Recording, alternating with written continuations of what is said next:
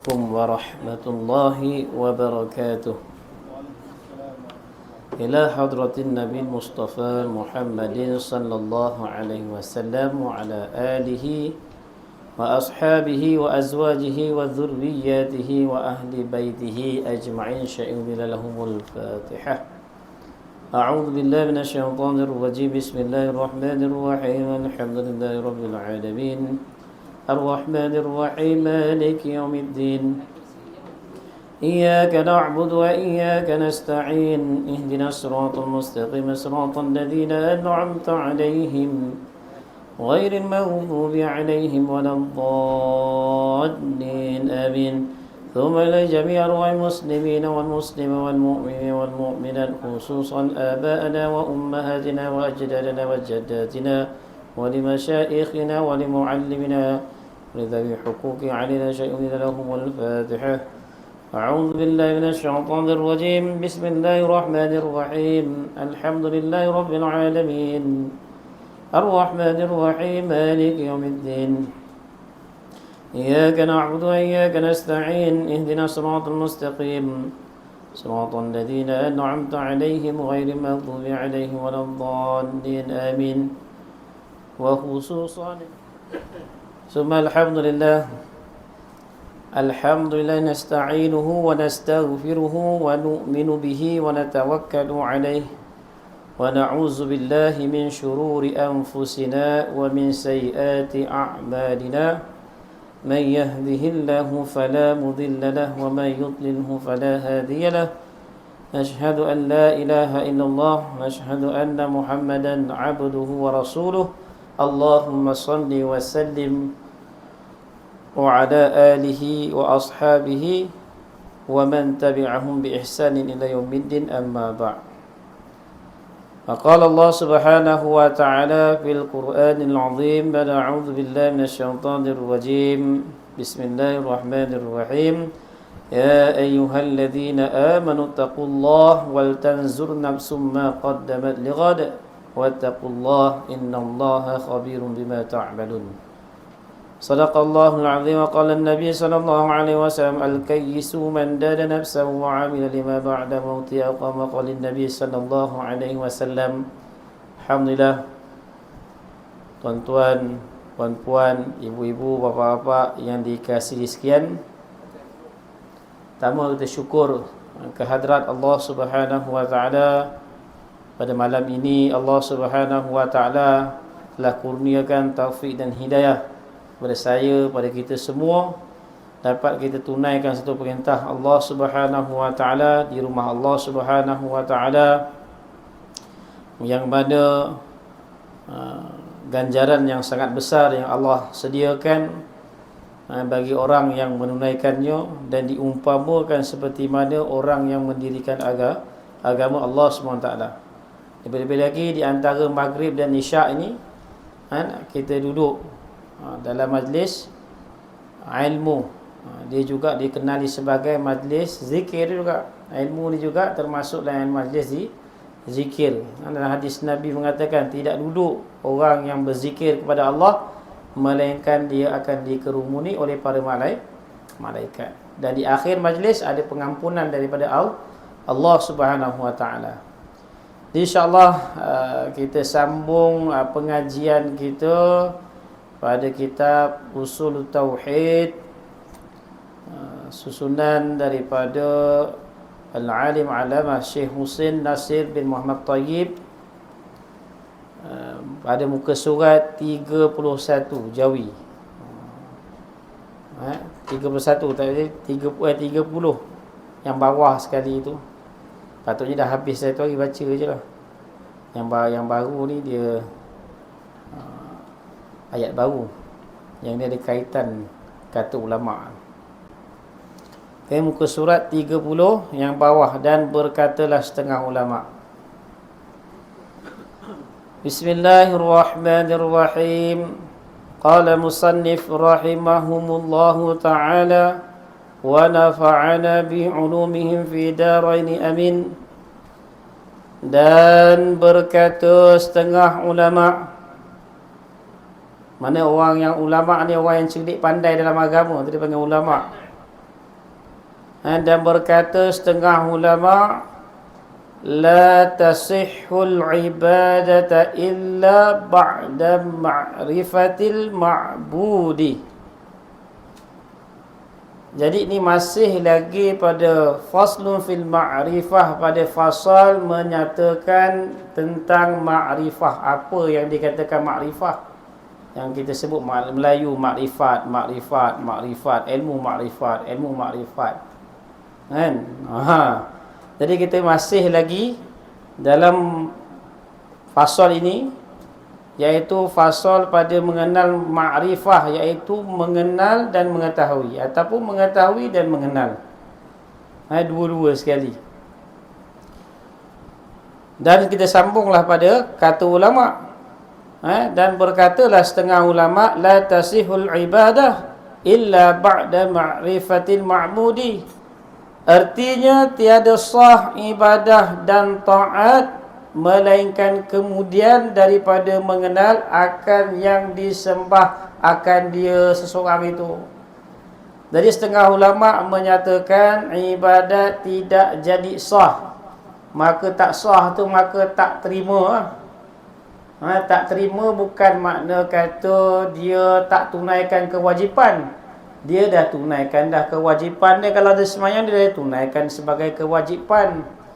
Tapi dari segi penerimaan Allah Subhanahu Wa Taala itu kurang. Dari segi penerimaan. Sebab apa? Satu orang macam satu orang dia kenal dengan tak kenal, kan? Dia nak bagi satu perkara, dia nak bagi satu benda yang berharga, kan? Dia nak bagi pada orang yang tak kenal. Ada dua orang di hadapan dia. Satu orang kenal, satu orang tak kenal, kan? Benda yang dia nak bagi itu satu benda yang berharga. Maka dia akan lebihkan yang mana? Dia akan lebihkan pada yang kenal. Sebab dia dah kenal lama. Dia dah kenal. Dia dah kenal. Dia akan bagi pada orang yang betul-betul dia kenal. Begitu juga dengan Allah Subhanahu Wa Taala. Dia akan menerima amalan seseorang itu bergantung sejauh mana rapat dia, hubungan dia dengan Allah Subhanahu Wa Taala. Kan? Maka dikatakan, yang dikata dalam kalam ulama, dia kata la tasihhu, mana tidak sah ibadat seseorang itu. Bukanlah tidak sah dia buat ibadat tu, mana semayang dia tak sah. Kalau kita belajar fiqh, sah semuanya, sujud, rukuk, daripada takbiratul ihram sehinggalah salam tak ada masalah, sah lah. Tapi tak sah dari segi makna apa? Tidak, iaitu dari segi kamaliat, daripada segi kesempurnaan. Mana yang dimaksudkan sini, tidak sempurna ibadat seseorang itu melainkan dia mengenal Allah Subhanahu Wa Taala. Itu makna dia sebenarnya. Bukanlah tak sah semayang tadi. Misal kata dia tak berapa kenal Allah SWT, dia tak berapa kenal lagi orang yang mu'allaf, orang yang baru masuk Islam, kan? Orang yang tak tahu apa-apa tentang Islam lagi, dia baru sembahyang, baru belajar-belajar nak sembahyang, takkanlah ibadat dia tak sah, sedangkan dalam fiqh mengatakan sah, kan? Tengok pada keadaan seseorang itu. Tapi yang dimaksudkan sini, tidak sempurna ibadat seseorang itu selagi mana dia tak mengenal, mengenal dan mengetahui Allah Subhanahu Wa Taala. Itu tak makrifah dengan Allah, maka tak sempurna ibadat. Ibadat kita tak berapa sempurna. Mana tak berapa nak terima lah Allah. Tak cukup lagi. Itu perlu kita kena usahakan supaya kita kenal betul-betul pada Allah, sehinggalah datang sifat taat dan kasih kepada Allah Subhanahu Wa Taala. Sebab dia kata apa? Tiada sah ibadat dan taat. Tidak sempurna ibadat dan taat seseorang. Taat ni mana apa? Menyerah diri itu sendiri. Itu mana taat? Taat ni dia menyerah diri. Islam, makna Islam tu sendiri. Makna Islam kan kita tunduk dan patuh, kita serah pada Allah, kan? Taat tu makna penyerahan diri kita pada Allah Subhanahu Wa Taala, melainkan kemudian daripada mengenal akan yang disembah, akan dia seseorang. Kemudian dia kata apa lagi? Ketahui olehmu. Ketahui olehmu, semoga kita semua dirahmati Allah Subhanahu wa taala, bahawasanya makrifat kita akan Allah Subhanahu wa taala dengan sekira-kira mengiktikad kita akan wahdaniyahnya pada zatnya dan pada segala sifatnya dan pada segala perbuatannya, yakni tiada banding dan berbilang pada segala yang tersebut itu, maka iaitu dinama akan dia tauhid. Yang kita sebut sekarang ni, yang Syekh ni menerangkan, iaitu dia kata yang makna satu makna marifat, salah satu dia iaitu dia mengiktikadkan akan wahdaniyah. Wahdaniyah ni apa? Keesaan Allah, ketunggalan Allah. Wahdah, wahid, satu, ketunggalan. Tidak ada yang lain. Makna dia tidak ada apa-apa, dia saja. Esa dari segi apa? Esa dari segi zatnya, esa daripada segala sifatnya, esa daripada segala perbuatannya. Tak ada campur bau, dia punya perbuatan saja. Yakni tidak ada bandingan dan berbilang pada segala yang tersebut itu, maka iaitu dinamakan akan dia tauhid. Itu nama tauhid. Tauhid ni pelajaran mengesakan Allah, pelajaran untuk mensatukan, menunggalkan Allah. Ni pelajaran ni lah yang berat bagi orang-orang musyrik di Mekah. Orang musyrikin di Mekah berat. Kalau mereka boleh terima lagi apabila mengatakan bahawa langit dan bumi ini diciptakan oleh Allah Subhanahu wa taala. Mereka mengaku la yaqulunna Allah, maka mereka mengaku ya betul, itu memang Allah yang jadikan. Tetapi mereka tak boleh terima Tuhan Allah tu satu je, Tuhan lain tak ada. Itu yang diorang tak boleh terima. Tu dipanggil kaum musyrikin. Dia tak panggil kaum apa, dia tak panggil orang yang engkar, maknanya orang kafir, yang mana dia kata mensyirik, orang yang mensyirikkan Allah, orang yang menduakan Allah. Itu orang yang musyrik, orang yang mensyarikatkan Allah. Dia kata ada Tuhan lain pula yang sekutu dengan Allah SWT. Kalau kita ikut pada akal kita, memang tak mungkinlah Tuhan tu berbilang-bilang. Apa terjadi sekiranya Tuhan tu berbilang-bilang? Ada Tuhan A, ada Tuhan B, ada Tuhan C. Kono kat Rombau ni dia nak turun, dia kata aku nak turunkan hujan. Seorang kata tak mau, aku nak turunkan ribut. Seorang pun kata tak boleh, aku nak jadikan siang. Apa jadi pada bumi Rombau ni? Hancur, kacau, bilau. Dah sifat Tuhan, dah tentulah dia ada sifat penyendirian dia, mesti ada pendirian dia.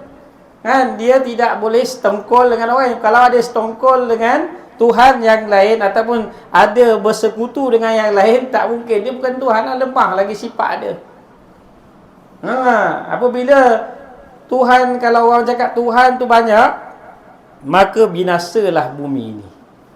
Seorang nak jadikan siang, seorang nak jadikan malam, seorang nak turunkan salji, seorang nak turunkan ribut, petir dan sebagainya. Hancur musnahlah bumi ini. Kalau orang yang betul, akal dia betul lah, waras, dia akan mengambil, dia akan fikir betul-betul siapakah yang dia nak jadikan sebagai Tuhan dia.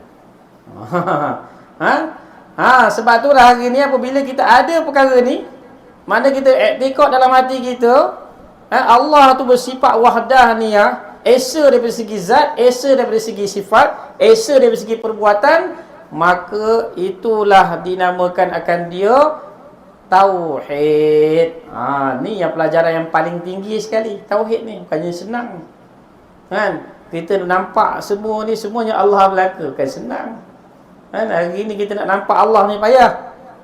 Kita nampak makhluk tu makhluk, nampak segala kainat tu kainat, nampak objek tu objek. Kita tak nampak Tuhan kita yang sebenar siapa. Sebab tu hari ni ramai yang rasa bersedih, hari ni ramai yang berduka cita, hari ni semua yang ramai yang berputus asa. Sebab apa? Dia tak nampak. Dia tak nampak di sebalik perkara yang berlaku ke atasnya. Dia tak nampak siapa yang jadikan. Tu yang masalah tu ya, ramai bunuh diri. Kan? Kat Jepun, saya pernah dengar tu kat Jepun, satu tempat dia kata ada tompek boleh buat bunuh diri. Kalau tak ada orang, dia tak ada apa, dia tak boleh buat apa-apa, tak boleh nak fikir apa-apa, nak bunuh diri jangan bersepah-sepah. Pergi satu tempat, nama tempat ni ni tempat bunuh diri. Bunuh kat situ senang. Jadi senang nak kutip, nak tanam kau, nak bakar aku, senang. Sehingga begitu sekali. Nak bagi tahu apa? Mereka ni tak kenal pada Tuhan. Sehingga tak tahu. Apabila orang tak kenal Tuhan, itu yang akan terjadi. Dia akan hidup ni dia tak tentu arah, maka akhir sekali dia akan bunuh diri. Dia berputus pada rahmat Allah Subhanahu Wa Taala. Itu yang tak nak. Firman Allah Subhanahu Wa Taala menjelaskan sifat wahdaniyah Allah. Firman Allah Subhanahu Wa Taala, wa ilahukum ilahun wahid. Artinya bermula Tuhanku, bermula Tuhan kamu, iaitu Tuhan yang esa. Kita selalu zikir lepas saja, lepas apa? Lepas je semayang je, istighfar apa semua, sebelum baca ayatul kursi kita akan baca wa ilahukum ilahun wahid. Kalimah tu sebenarnya kalimah nak betulkan tauhid kita. Tu sebenarnya. Nak betulkan tauhid kita balik. Siapa yang sebenar-benarnya yang sembah, kita sembah tadi tu siapa? Itu yang kita wiridkan tu, supaya nak betulkan kita punya tauhid kita. Sebab tu zikir-zikir yang mengandung tauhid, dia mahal. Dia besar nilai dia. Seperti mana suratul Ikhlas. Qul huwallahu ahad. Katakanlah oleh kamu, wahai Muhammad, pada mereka bahawa Allah itu esa. Siapa yang baca suratul Ikhlas, seperti mana dia membaca 1/3 daripada Al-Quran. Besar nilai dia. Padahal berapa ayat dia? Qul huwallahu ahad, Allahu samad, lam yalid wa lam yulad wa lam yakul lahu kufuwan ahad. 3-4 ayat je ayat dia kan. Tapi nilai dia seperti mana membaca 1/3 Al-Quran. Kerana apa? Kerana di dalam suratul Ikhlas itu mengandungi ayat-ayat yang mengesakan Allah, ayat-ayat yang mentauhidkan Allah. Itu sebab ayatnya jadi tinggi. Begitu juga dengan ayatul kursi yang kita baca. Allahu la ilaha illahu. Allah, dialah Tuhan yang kekal, selama-lamanya kekal. La ta'khudhu sinatu wala naum. Dan sedikit pun Allah SWT tidak mengambil ngantuk dan juga tidur. Ini kan pula ngantuk pun tidak, lagi kan tidur. Tu Allah nak bagi tahu, aku ngantuk pun tidak, lagi kan tidur. Kita ni sikit-sikit ngantuk. Sikit-sikit ngantuk kan. Allah SWT bagi tahu, aku ni ngantuk pun tidak, lagi kan tidur. Kan? Lahu mulkus samawati wal ard. Dan baginya lah kerajaan langit dan bumi. Wala ya'udu hifzuhuma wa huwal aliyyul azim. Sedikit pun tak memenatkan Allah, sedikit pun tak menyusahkan Allah Subhanahu Wa Taala untuk memelihara langit dan bumi ini. Allah Taala bagi tahu kan dalam suratul Rahman kan, kullu yaumin huwa fi sya'an. Allah Subhanahu Wa Taala memiliki kesibukan yang tersendiri. Allah Taala memiliki kesibukan yang tersendiri. Kesibukan dia sedikit pun tidak memenatkan Allah. Kita ni baru sibuk sikit je, jom kita pergi masjid. Jap aku tengah sibuk sikit lah. Jom kita pergi duduk kuliah. Aku tengah sibuk saja kan. Makhluk lemah. Apabila diberi satu kesibukan, maka banyak kerja dia tak boleh buat. Allah SWT sentiasa sibuk. Dan dengan kesibukan itu, sedikit pun tidak memenatkan Allah, sedikit pun tak terlepas daripada pandangan Allah. Ni hebatnya Allah. Setiap perjalanan darah makhluk dia, bukannya manusia, makhluk. Makhluk ni ada berapa jenis? Ada setengah ulama' mengatakan makhluk saja ada 18,000 jenis makhluk. Manusia satu jenis, dan manusia tu pula berapa bilion manusia. Kan? Kemudian harimau pula. Harimau pula berapa jenis sendiri harimau? Harimau putih, harimau kuning, harimau kumbang. Lepas tu ikan pula. Berapa banyak jenis ikan? Setiap ikan, setiap makhluk yang Allah jadikan, setiap perjalanan darah dia, nafas naik turun naik dia, semua apa saja keadaan dia, rezeki dia, hidup dan mati dia, semuanya dalam genggaman Allah Subhanahu Wa Taala. Ini yang kita nak tanamkan keyakinan ni. Kepada siapa yang kita sembah ni? Allah Subhanahu Wa Taala. Ni dia. Kita nak bina tauhid kita betul pada Allah, barulah semangat kita nak ibadah. Kan? Kita tak kenal. Sebab apa hari ni kita kurang nak ibadah, rasa lemah? Sebab tak kenal. Tu dia kata tak makrifat. Sebab tak kenal maka tak cinta. Kalau orang yang kenal, orang yang betul-betul kenal, rapat dengan Allah SWT, apa saja jenis ibadat, pasti dan pasti dia semangat nak lakukan dia. Sebab apa? Dia dah kenal Allah. Kenapa Nabi SAW dalam sembahyang tahajud, Nabi dalam satu malam, Nabi baca Quran sehingga 8 juzuk satu sembahyang, sehingga bengkak-bengkak kaki Nabi. Sebab apa? Sebab kenalnya sungguh dia kepada Allah Subhanahu Wa Taala. Sahabat-sahabat radhiyallahu anhu ajma'in begitu juga.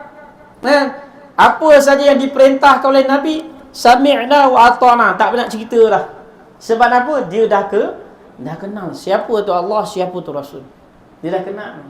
Dah kenal apa saja diperintahkan, tidak ada lagi bagi alasan. Oleh kerana yang tak kenal itu, maka dia tak cinta. Seperti mana Allah ceritakan orang munafik. Orang munafik macam mana? Dia semayang. Allah cerita wa idza qamu ila solah qamu kusala. Apabila mereka mendirikan semayang, mereka berdiri dengan malas. Kenapa dia berdiri malas? Yura'unan nas, kerana mereka nak menunjukkan kepada manusia bahawa dia semayang. Padahal i'tiqad dia tak kenal Allah lagi. Mata hati dia buta lagi. Dia ingat dia buat semayang tu semata-mata nak tunjuk kepada Nabi dan orang Islam. Nak menutup mata. Padahal i'tiqad dia tu salah. Itu yang dia berdiri dengan malas. Semayang malas dia semua. Lagi-lagi semayang waktu gelap dia tak datang. Itulah peluang orang munafik tak datang semayang. Dia tunggu waktu gelap. Waktu gelap dia tak datang. Jadi siapa yang ada sifat macam itu, dia ada memiliki sifat persamaan dengan sifat orang munafik. Bukan dia munafik, sama ada persamaan sifat orang munafik. Itu saja. Bukan nak kata dia itu munafik, tapi ada persamaan. Sama juga dengan membazir. Membazir Allah kata sedara kepada syaitan. Bukan dia syaitan, sedara. Mana dia memiliki, Allah iktiraf dia sebagai sedara tu.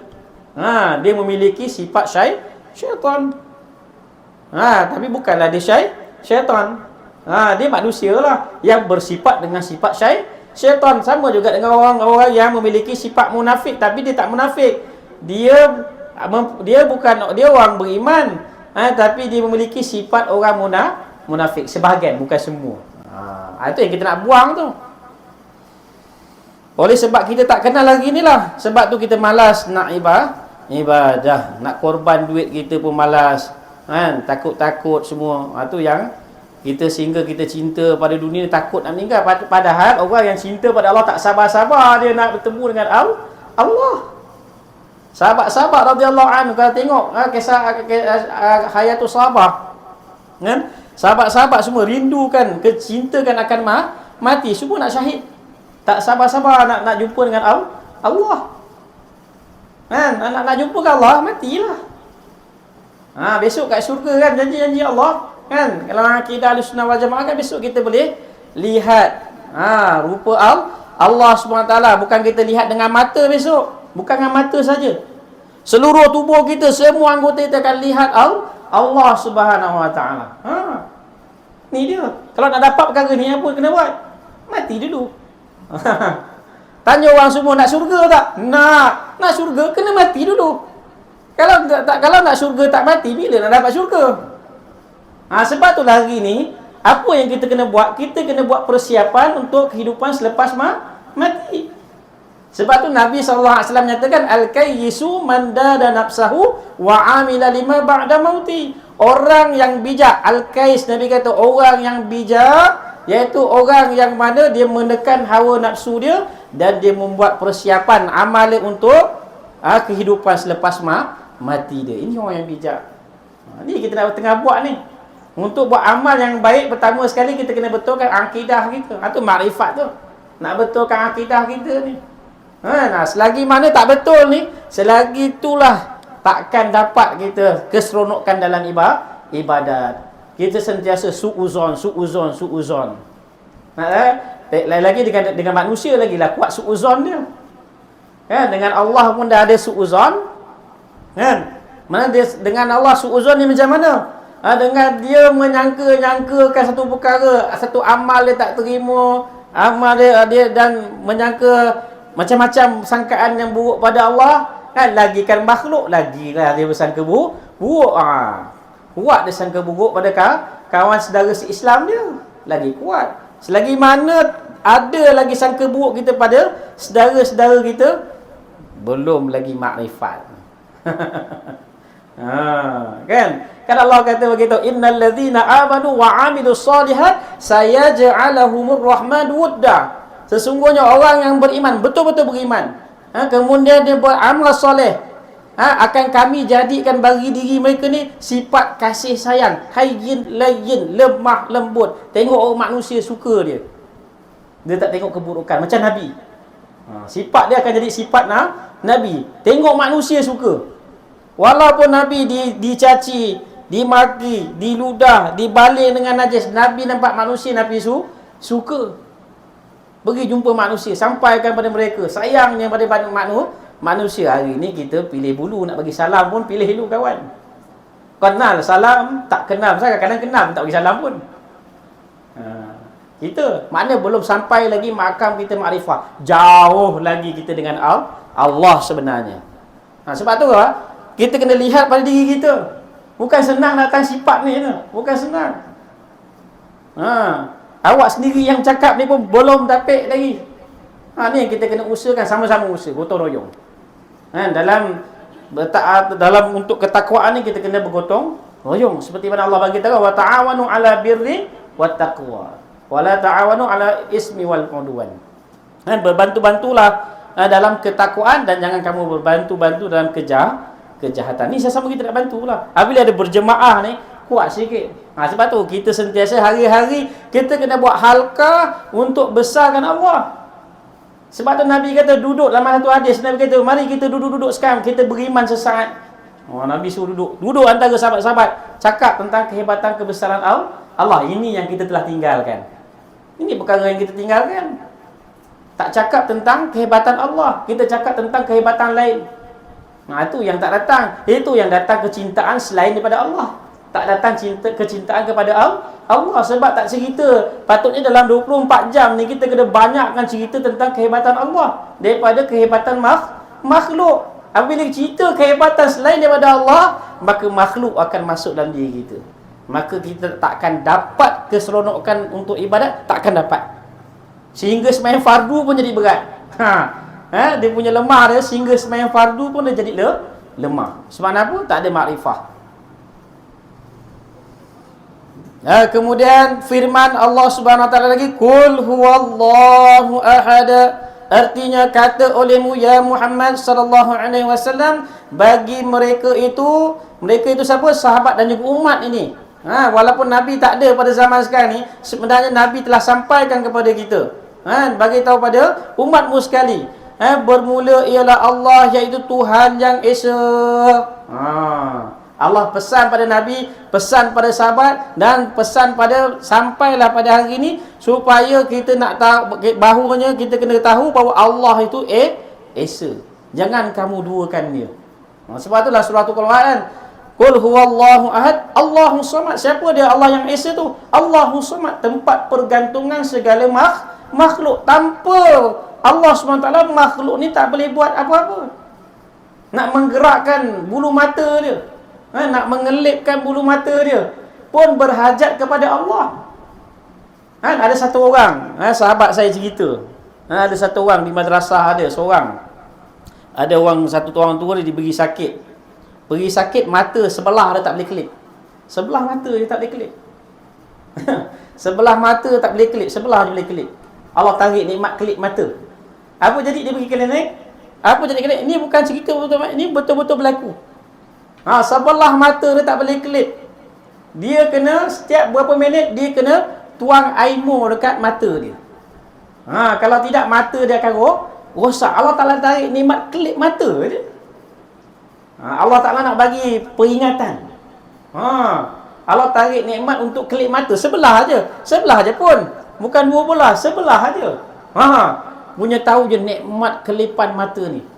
Biasanya begitu. Apabila hamba Allah Ta'ala ni, dia nak tahu betapa nilainya satu nikmat perkara tersebut, apabila datang sakit, tahulah nikmat dia. Macam saya lah sekarang ni, punya tahu nikmat kaki ni, bila? Time kena gout. Time kena gout tu pun nampak, ya Allah, nikmatnya kaki. Nak berjalan pun sakit. Siapa tak kena gout tak tahulah. Sampai tak tahan, ya Allah, semayang minta, ya Allah, dah nampak ilham dah, pergilah klinik enjet. Nak bagi tahu tu nikmatnya kaki tu apabila Allah Ta'ala uji kita. Ketika sakit baru tahu, nampak, ya Allah, besarnya nikmat kaki. Masa sihat melompat sana melompat sini, tak ingat nikmat kaki tu. Dah diberi sakit baru tahu. Sama juga dengan nikmat nafas. Allah Ta'ala bagi tersumbat sebolah aja. Hidung kita tersumbat sebolah cukuplah. Tidur tak tenang, duduk tak tenang, nak makan pun tak sedap. Makan cili padi ko, nak makan asam podeh ko, nak makan masak lemak cili api ko, semua dah tak terasa lagi. Sebab apa? Hidung tersumbat. Itu ya, hidung ialah sumbat kan. Nak bagi tahu nikmat besarnya nikmat. Sebab apabila kita tak nampak perkara ni, apabila kita tak nampak perkara ni, itu yang kita leka. Kita leka tertipu dengan suasana dunia ni. Sebab Allah kata, wa mal hayatud dunya illa la'ibu wa lahwun. Tidaklah kehidupan dunia ni melainkan kehidupan yang main-main. Lain, padang permainan. Main-main. Pak main apa? Kejap-kejap menang, kejap-kejap kalah. Dan juga Allah cerita dalam lain, wa mal hayatud dunya illa mata'ul ghurur. Dan tidaklah kehidupan dunia ini hanyalah perhiasan yang menipu daya. Cantik kita tengok kan. Cantik lebih jauh pergi dekat, tak cantik pun. Macam Fathul Mugama kan. Tengok, tu laut ke? Tengok, tak ada pun. Macam itulah keadaan. Perumpamaan Allah Ta'ala nak bagi tahu keadaan dunia ni. Allah kata dunia ni perhiasan dia semuanya menipu daya. Manusia pun cantik pun sekejap je. Umur meningkat, jatuh muka kuat pun gagah, sekejap je gagah jadilah badang tu masa muda je lah jadi badang, dah tua. dah tua bukan badang, bangang jadi itu sifat manusia. Lama kelamaan dia akan Allah Ta'ala nikmat ni. Allah nak umpamakan kehidupan dunia ni, kehidupan yang sangat-sangat sementara, yang mana kita masa yang Allah Ta'ala beri lebih kurang 60-70 tahun ni untuk kita manfaatkan betul-betul pada akhirat. Jangan sampai kita lupa kampung asal kita. Kampung asal kita bukan sini, bukan kampung Cuai, bukan kampung Bongek, bukan Gombau ni. Kampung kita sebenarnya ni asal kita mana? Syurga. Asal kita. Jadi baliklah ke tempat asal kita. Kampung kita sebenarnya sedap lagi. Kat sini berpaneh-panehan. Kat dalam syurga tak ada, semua selesa. Yang nama rasa ponek semua dah tak ada. Benda-benda yang mana rasa susah dah tak ada. Dalam syurga tidak ada kesusahan. Tekanan perasaan dah tak ada dah. Kalau kat dalam dunia ni macam-macam, hari-hari tekan perasaan je. Kadang-kadang dengan anak-anak sendiri je. Kadang-kadang suami isteri, kadang-kadang dengan kawan-kawan tekan perasaan. Biasa. Itu yang banyak wujud hospital tekanan perasaan. Pressure tu. Kehidupan dunia begitu. Jadi apabila kita nampak Allah, insya-Allah Mudah-mudahan Allah SWT pimpin kita untuk balik ke tempat kampung asal kita, kampung yang sebenar kita, kampung yang berada di akhirat. Itu daripada segi tauhidnya. Kemudian dan daripada sekira-kira tasdik. Tasdik ni apa? Membenarkan. Itu nama tasdik. Dan daripada sekira-kira tasdik hati itu, membenarkan hati itu, hati kita dengan Allah Subhanahu Wa Taala dan dengan Rasulnya dan dengan segala hukumnya, dan serta terima hati kita, hati itu terima dengan senang-senangnya menerima. Hati itu terima. Mana serta terima hati kita akan yang demikian itu, maka dinamakan akan makrifah kita dengan yang tersebut itu. Yang kata yang tersebut itu betul, yang membenarkan hati itu menerima segala apa yang ditasdikkan itu, itulah namanya iman. Sebab tu iman, mana iman apa? At-tasdiqu bil qalbi wa iqraru bil lisani wa amalu bil arkani, iaitu membenarkan dengan hati, menyatakan dengan lisan, dan melaksanakan dengan anggota. Itulah dinamakan iman, kesempurnaan iman. Kan? Apa yang dibawa oleh Nabi, itulah dia. Kan? Apa dalam diri, kalau daripada segi bahasa iman ya apa? Percaya dan yakin. Kan? Daripada istilah syarak, apa makna iman? Iaitu mempercayai dengan penuh keyakinan apa yang dibawa oleh Nabi SAW adalah benar dan datangnya daripada Allah SWT. Itu makna iman dari segi syarak. Dan kesempurnaan iman yang kita baca tadi, tasdiqum bil qalbi, benarkan dalam hati, menyatakan dengan, sebab kita benar, kita nyatakan dengan lisan kita, pengakuan kita, dengan syahadah kita, dan kemudian melaksanakan segala perintah Allah. Apa yang Nabi hantarkan pada kita, kita dah percaya pada Nabi dah percaya dah Allah, dah percaya dah Rasul, kan? Sebab tu iman ni, rukun iman ni dia panggil rukun hakiki. Salah satu daripada rukun iman tu kita tak percaya daripada salah satu tu, maka kita terkeluar daripada Islam, terkeluar daripada orang beriman. Itu dia panggil rukun hakiki. Kalau rukun Islam, kalau tak buat satu, tak terkeluar, tak nama kafir lagi. Cuma dia panggil sebagai orang fasik yang membuat dosa. Tapi kalau iman, salah satu daripada rukun iman kita tak percaya, percaya Allah, percaya malaikat, percaya kitab, percaya Rasul, percaya hari kiamat tak percaya. Hari kiamat tak percaya, kodok dan qadar percaya pula dia. Satu je, salah satu tak percaya, maka terkeluar daripada Islam. Ataupun tak percaya, padahal saya jumpa orang kembar juga, tapi saya tak cerita orang dia tak percaya akan seksa kubur ni. Saya pun tak tahu apa nak hukumkan dia. Saya pun tak nak sebut nama orang, sebab saya sendiri tanya. Dia memang sendiri dengan ayat dah jelas.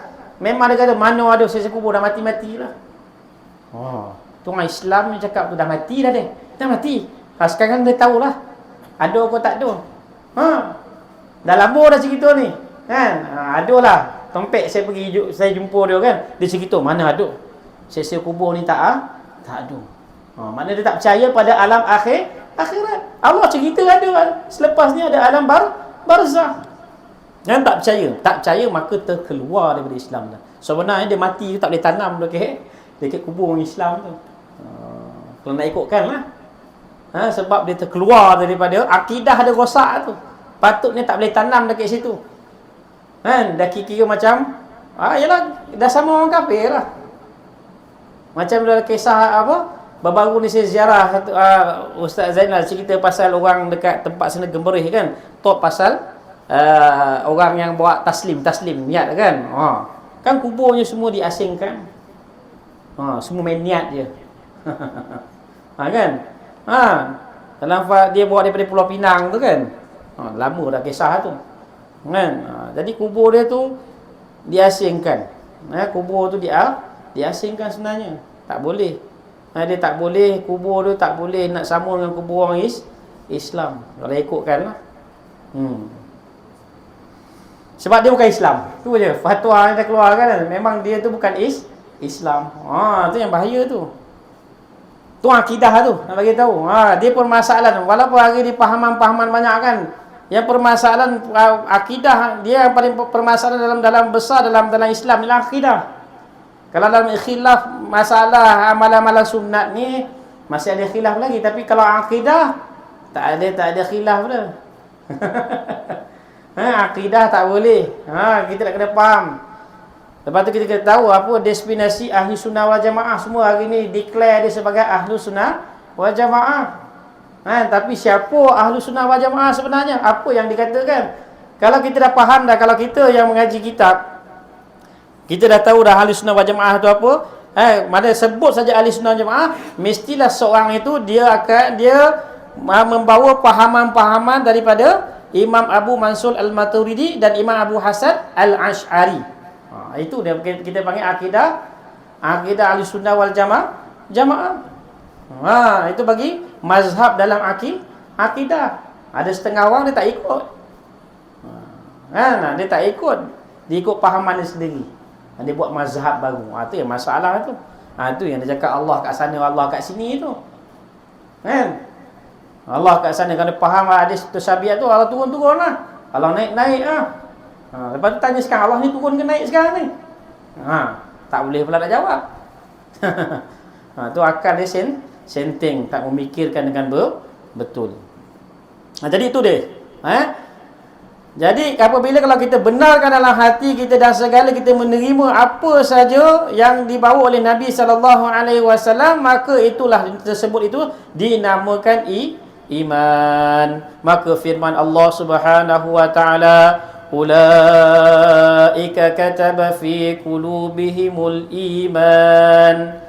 Artinya bermula sekalian mereka itu telah menjadi Allah Taala dalam hati mereka itu akan iman. Dan surah Al-Mujadilah, Mujadalah, ayat ni diturunkan kepada sahabat, yang mana sahabat-sahabat ni dalam sahabat tu ada ayah dia masih lagi kafir. Tak kira lah ayah dia kafir ke apa, dia tetap apabila kalau disuruh perang, maka kena perang walaupun keluarga sendiri tu mujahadah orang awal-awal dulu. Mereka berperang bukan dengan siapa, mereka berperang dengan keluarga sendiri, mak ayah sendiri nak pergi bunuh ni. Kalau berperang dengan musuh tak kenal tu biar senanglah sikit juga. Ini berperang ni kita memang kenal, orang yang bela kita daripada kecil sampai kita besar nak perang dengan dia. Sebab tu mujahadah sahabat tak sama dengan kita. Mereka berperang dengan ahli keluarga sendiri, mereka perang dengan perkara yang hak. Hari ni kita nak menegakkan perkara yang hak dalam keluarga kita sendiri pun payah. Payah. Cakap je kan kena pancung kan. Masuk sini, dia keluar sini. Pandai dia. Sam. Macam highway kat Kuala Lumpur tu. Salah masuk sini, masuk sini. Tak boleh masuk elit, masuk TTDI. Masuk macam-macam lah kan. Dia pun macam gitu juga sekarang. Kita cakap sini, dia pusing sini. Tu masalah juga. Inilah keadaan ni. Jadi Allah Ta'ala ceritakan tentang orang yang beriman. Dia kata artinya bermula sekalian mereka telah menjadikan oleh Allah SWT di dalam hati mereka itu akan iman. Tak terkesan pun pada siapa dia, bapa dia ke, anak dia ke, keluarga dia ke, dia tak terkesan. Kalau perintah Allah suruh perang, dia akan perang. Ini keadaan orang yang betul-betul beriman. Dia menegakkan perkara yang hak. Tapi sejak akhir belakang ni nampaknya orang beriman sendiri pun dah banyak goyang iman dia. Tak bersatu. Bila tak bersatu tu lah dia jadi dia. Kacau bilau lah. Apabila berpecah aja orang beriman ni, kacau bilau jadi. Tanda kacau bilau apa? Kita tengok apa hal yang terjadi di atas bumi ni, itulah tandanya orang beriman. Kalau kita tak tahu satu tempat tu iman seorang tu okey tak okey, kita tengok keadaan tempat tu cukup. Itulah keadaan. Sebab berlakunya perubahan manusia ke atas dunia ni semuanya dengan asbab orang-orang Islam sendiri. Apabila orang Islam sendiri berpecah belah, itu yang musibah-musibah yang Allah Ta'ala bagi. Orang kafir ni dia mati. Orang kafir ni memang dia dah kafir dah. Dia tak tahu, dia memang gelap, tak nampak apa-apa dah. Cerita lah apa pun tak nampak. Orang kafir. Ni orang Islam sendiri. Orang Islam sendiri pun bermasalah. Dia dah beriman, tapi ada bermasalah. Dia dah beriman, dia juga buat maksiat. Itu yang menjadi permasalahan. Itu yang Allah Ta'ala tolongkan musibah. Allah turunkan musibah tu sebenarnya nak bagi peringatan kepada orang yang beriman. Tu nak kena faham tu. Hari ni bukan sebab orang kafir yang buat, sebenarnya orang Islam yang tak perasan. Sebenarnya musibah-musibah yang datang ni nak bagi peringatan pada orang yang beriman. Janganlah pecah belah, satulah, usaha yakin yang betul pada Allah, insya-Allah. Allah Taala akan ubah. Sebab tidak satu pemimpin tu dia berdasarkan kepada rakyat dia. Apabila rakyat dia betul, iman betul, semua betul, semuanya akan jadi harmoni. Seperti mana zaman Nabi sallallahu alaihi wasallam sendiri. Tengok apa keadaan Nabi sallallahu alaihi wasallam. Orang yang betul-betul beriman, orang yang Allah Taala akan timbulkan pemerintahan yang baik. Ini jangan salahkan pemerintah tu Allah pilih, itu hakikat dia, Allah pilih. Siapa yang jadi menteri, siapa yang jadi ni, semua Allah pilih. Bukan kita. Ni berdasarkan daripada amalan daripada hamba-hamba Allah sendiri. Apabila hamba Allah banyak buat ketaatan, maka akan lahirlah orang yang taat. Tapi apabila ramai kemaksiatan buat, maka akan lahirlah daripada orang yang bukan daripada orang-orang yang soleh. Itu saja. Tapi kita jangan salah sesiapa. Kaedah kita hidup kat dunia ni, salahkan diri. Sebab tu Nabi-Nabi semua Allah cerita, semuanya salahkan diri mereka. Tak ada salahkan orang lain.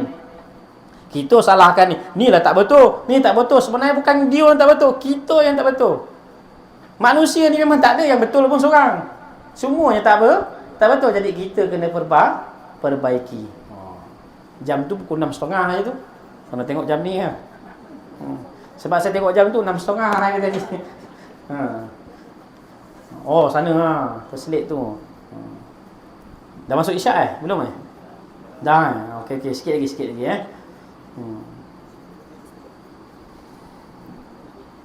Kemudian dia kata apa lagi? Dan daripada sekira-kira makrifat itu, tasdik hati kita akan Allah dan akan Rasulnya, dan hukum yang datang oleh Rasul, dan ikrar dengan lidah, dan amal demikian hukum risalah itu, maka dinama akan makrifah kita seperti yang tersebut itu, iaitu Islam. Sebab Islam tu dia penyerahan diri dia.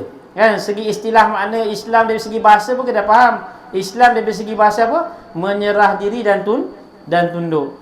Daripada segi syarak, tunduk dan patuh kepada agama yang dibawa oleh Nabi sallallahu alaihi wasallam yang datangnya daripada Allah Subhanahu wa taala. Itu nama Islam, penyerahan tu.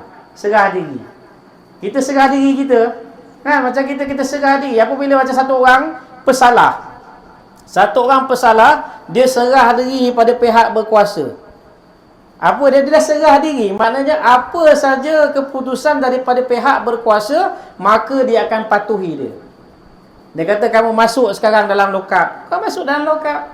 Sekarang kamu bangun, kamu kena bangun. Sekarang kamu kena pergi buat kerja gotong royong, kena buat kerja gotong royong. Kamu kena angkat ni, kamu kena angkat ni. Dia tidak ada satu milikan. Apabila dah menyerah diri, tidak ada satu milikan dalam diri dia. Macam satu orang hamba, Macam satu orang hamba kepada tuan dia. Ada satu buku, cerita apa? 12 slave, 12 years of slave. Cerita tu 12 tahun dia jadi hamba. Tak tahu bagi tahu sifat hamba. Sampai dia buat cerita tu.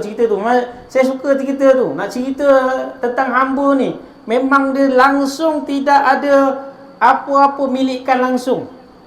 Sehingga saya tengok cerita tu, buku tu dia asalnya pada novel. Cerita tu sehingga dia dah buat, dia ni satu orang engineer, dia kesian, dia negro, dia orang kulit hitam. Dulu orang kulit hitam ni semuanya dia jadikan hamba. Jadi dia ni bukan hamba, dia ni satu orang engineer. Seorang arkitek boleh buat rumah macam-macam. Dia memang banyak kelebihan dia. Tiba-tiba dia pergi shopping dengan anak dia satu kedai, tiba-tiba ada Mak Saleh tangkap dia dan anak dia, sehingga dia berpisah dengan mak anak bini dia, semua berpisah. Apabila dia berpisah, maka dia dibeli. Dia dijual. jadi sebagai seorang hamba. Maka dia terpaksa ikut juga. Nak tak nak dia cakap aku bukan hamba. Tak ada, kau hamba. Dia kena buat juga kerja hamba. Walaupun dia bukan hamba. Sampailah dia kerja dengan hamba, dia bertukar-tukar tuan. Sampailah satu tuan yang mana dia suruh dia buat rumah. Memang rumah dia buat cantik. Semua cantik, semua dia boleh buat.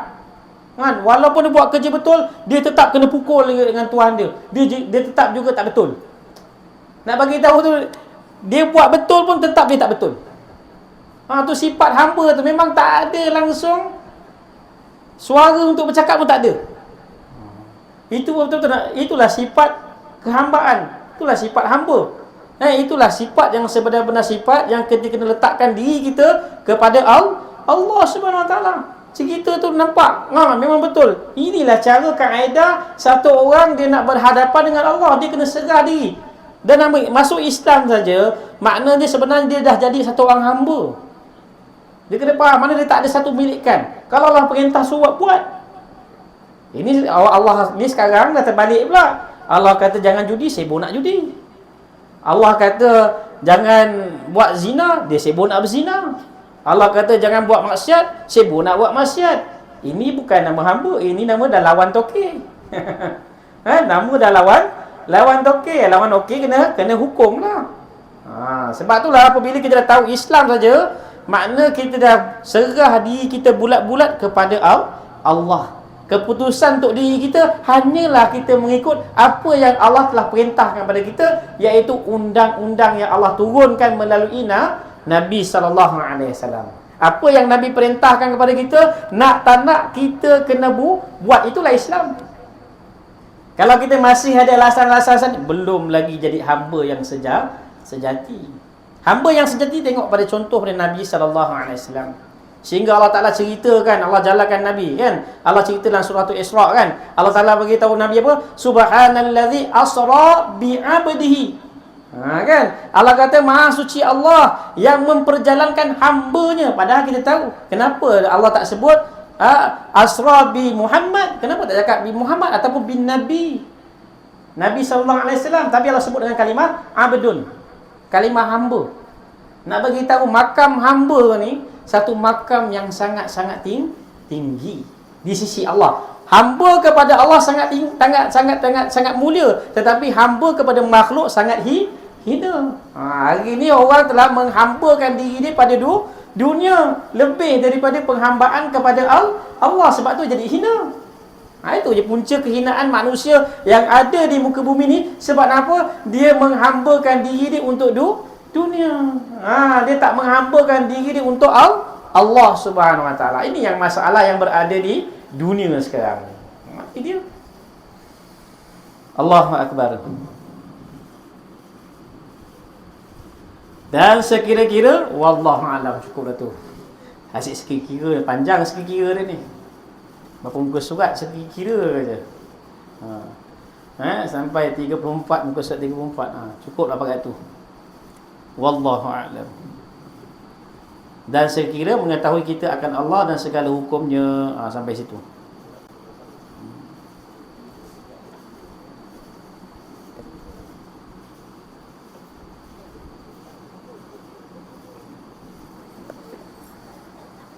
A'udzu billahi minasyaitonir rajim. Bismillahirrahmanirrahim. Rabbana zalamna anfusana wa in lam taghfir lana wa tarhamna lanakunanna minal khasirin. La ilaha illa anta subhanaka inna kunna minadh dhalimin. Allahumma arinal haqqan haqqan warzuqna ittiba'ahu wa arinal batila batilan warzuqna ijtinabah. Allahumma hdina wahdina wahdina sajami'a waj'alna sababan liman ihtada. Allahumma hdina siratal mustaqim siratal ladzina an'amta 'alaihim minan nabiyyin was-siddiqin wasyuhada'i was-salihin wa hasuna ulaika rafiqa ya arhamar rahimin. Rabbana atina fid dunya hasanah fil akhirati hasanah wa qina 'adzabannar. Wa sallallahu ala sayyidina Muhammad wa ala alihi wa sahbihi wasallam. Walhamdulillahi rabbil alamin. Qabbalallahu minna wa minkum inna wa minkum taqabbal ya karim. Subhanallah bihamdihi subhanallahi wa bihamdihi asyhadu an la ilaha illa anta astaghfiruka wa atubu ilaik. Insyaallah selepas Isyak kita ada majlis tahlil.